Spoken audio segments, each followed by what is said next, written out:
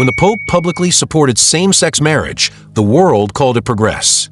But Gino Jennings called it blasphemy. Supposed to have made a major announcement that's supposed to have been so major it interrupt all the news stations of the world. And if I'm not mistaken, he said he's condoning same-sex marriages outside of the church.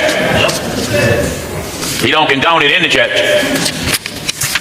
In other words, he don't condone wrong in church. So if you're still in the church, I guess you didn't steal.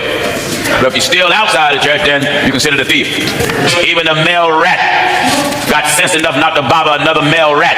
That's right. All churchgoers that agree with Pope Francis. Francis is a liar. I want the Pope of the Catholic Church to have a televised discussion.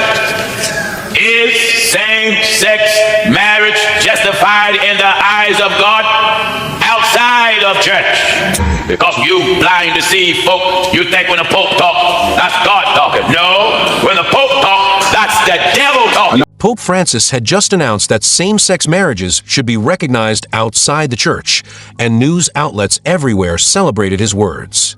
But Pastor Gino Jennings wasn't impressed. He stood before his congregation and declared, "Even a male rat has more sense than this." Then he looked right into the camera and challenged the Vatican directly, demanding a televised discussion with the Pope himself. His question was simple but piercing. Is same-sex marriage justified in the eyes of God?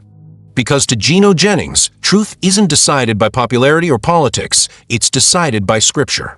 Do you think Gino Jennings went too far, or was he the only one bold enough to speak the truth?